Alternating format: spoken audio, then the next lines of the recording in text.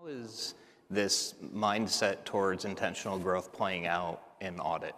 Yeah, so I think really for the duration of my career, I've sat in the seats that many of you are in today. And when we would talk about growth at the firm level, it was really through acquisition or organically.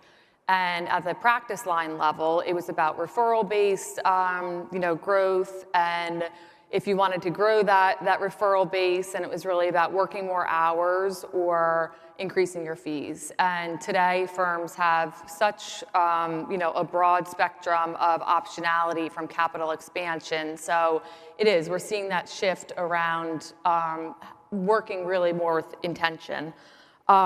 This really opens the door for new strategies and new ways of thinking, and that's what we're seeing is that the future really belongs to the people in this room who are thinking differently about audit.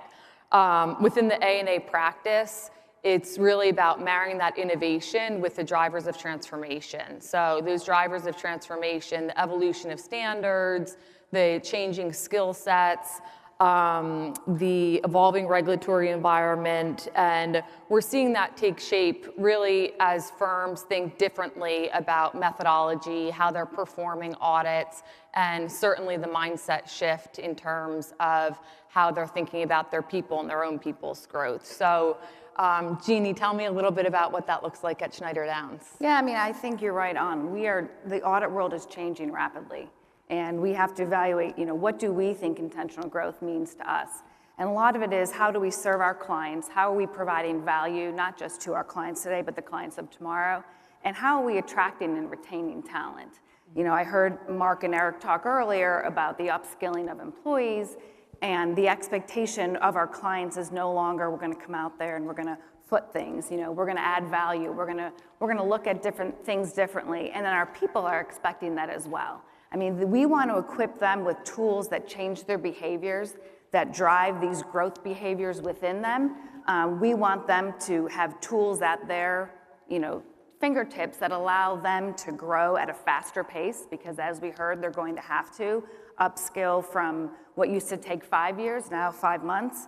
So we really want to, how are we growing in that manner? As you said, growth was always defined as organic, or how are we going to get new clients, and how are we, but really we have to focus on how are we serving, how are we using all of the tools at our fingertips to really drive value, to want our people to come to their jobs every day and really do things differently. Mm-hmm. And so much of that is doing things differently, and it's not just plugging in a great set of technology, but really changing the mindset.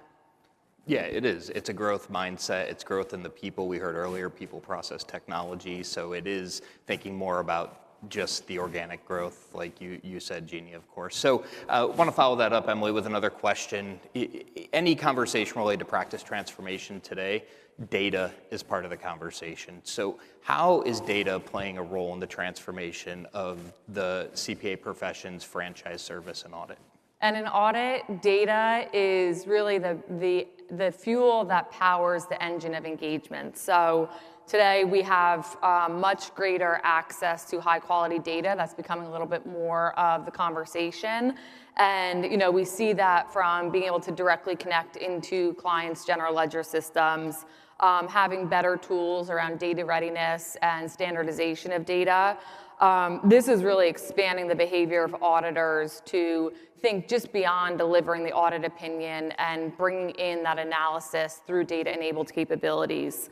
It's changing how we think really about information and how we conduct the audit. So, we think about bringing data analytics into the process and thinking differently about sampling and risk assessment, and it's shifting both the amount of time spent, but also the geography of where time is spent in the engagement. So when you think of a data-driven audit, it's less of that traditional way of doing things. So, a traditional way being you spend some time in planning, majority of your time is in field work, then you do your reporting and wrap up, and having that upfront data and accessibility is really shifting the time so that you're spending that bulk of your time within the planning phase, reducing the time in field work and making up those efficiencies on the back end. So Jeannie, how does that look at Schneider Downs in terms of the role of data and what that looks like within the engagement landscape? Yeah, I mean, data is driving the audits. I mean, we've heard about this for years and years and years, but it truly is now driving how we look at things, how we do things, how we're interacting with our clients. I mean, we're going through a pretty significant transformation within our department and our firm. And, you know, just within a very small subset of engagements that are going through this, we had our clients telling us, oh, wow, you all are asking more insightful questions. And that's just a testament to show that, you know, how data is helping us to get to that. Industry expertise has always been what you need, right? But now you need just to go a little bit deeper.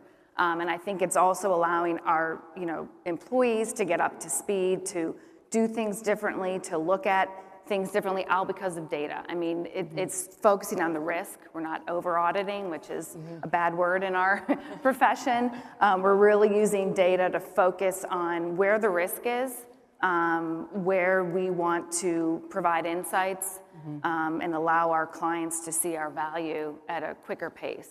And I mean, that's pretty, for a client to be saying that, you know, staff are asking better questions, and that's a reflection of, you know, the change that you've made at Schneider Downs. Yep. I would say in audit, we're now finally, thank goodness, at the point where technology is no longer an afterthought, where it's a part of the conversation. And, you know, after, I don't know, 50 years of checklist-driven engagements, workflows are really being rethought and reinvented.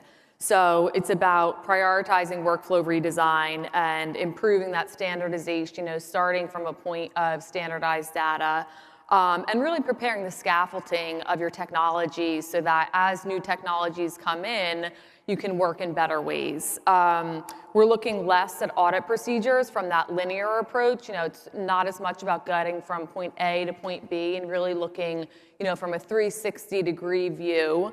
And with that, you know, technology and audit now is becoming less of a negotiable. Now it's, you know, you need to have that, and that's just kind of a baseline requirement. And then the roles, you know, it's more than just having all of your traditional roles. It's thinking through how you're going to integrate innovation. And even if there's not discrete titles of an innovation officer, it's incorporating that into, you know, wearing the hat of innovation or, you know, looking differently at efficiency. So, you know, what does this look like at Schneider Downs? How are you seeing, you know, some of the impact there? Yeah, I mean, I agree. Technology is no longer a support function, it's a growth engine. I mean, that's just what it is. I think that very early on, like years ago, we recognized as a leadership group that this was a non-negotiable. Like we have to be innovative, we have to transform. We created a, you know, position within the department that was specifically for a manager of transformation and innovation, but I think that demonstrated the leadership's, you know, dedication and seriousness about we're not just going to speak and talk the talk, we're going to actually put actions out there and do things differently. I think that, you know, we have a heavy focus right now on change management just because this is part of who we are. Our behaviors are changing. We have to support our people. We have to integrate them all in the process as well. I mean, you get the buy-in from the leadership group, which is huge, because I do think that that's very important. But I also think involving everyone from staff all the way up through partner in this transformation is key. I mean, we have tools that our youngest of staff are developing to be deployed to the entire department. I mean, people that have been with our firm, you know, we had a staff recently that joined the firm last October, and by January, she had written agents, AI agents, that were helping staff do certain work and certain things, and it was her recognizing, I don't want to be doing this. I don't want to be, you know, I want to do it differently. And us equipping her with the technology and the wherewithal to say, go for it, like do it. And then highlighting it and allowing her to really, to take center stage. We always have our, you know, annual A&A update where we have to kind of go through. And we had a session just a couple weeks ago where we had our staff present kind of what they're doing differently. It was the most fabulous part of the whole day, just to hear from our youngest of people and the excitement they had and what they demonstrate on how they're doing things differently. And it was just like, wow, like, you know, we're not a dying profession. We are going to get through all of this. So it was extremely exciting to see. And I think that we've embraced it. Like, we are thriving from that perspective. It's not all rainbows and unicorns. There are, some bumps along the way, but I think it's just the recognition that this is who we are, who we're going to be, and how we're going to continue to work. Well, and it's as your examples showed, it's really about finding new ways to empower really the next generation and what's ahead. So, and certainly spotlighting that and having that be a focus. Yeah, I think, Jeanne, from talking with you and seeing or hearing some of the innovations that your team's put in place to build confidence around big sweeping changes that are coming as part of this audit transformation initiative, it's great that you're also rewarding that in those type of settings and inspiring folks to continue to think differently at all stages of their career. I think that is going to continue to drive transformation in the practice areas with all that new thinking coming in. Yeah, I mean, I agree. I think that you just can't go without it anymore. And I just think that we have to show that the practice is willing, that the whole industry is willing to continue to evolve and step forward and, reskill. We hear that term a lot, but it's not just a buzzword anymore. It's really happening. Well, and really, I mean, at Schneider Downs, you and I have talked about this, of really embedding it into your culture. So not making it like it's a change and we've done it, we check the box and move on, but really having that agility and continuing to refine the culture element there. Yeah, I mean, it has to be part of the culture.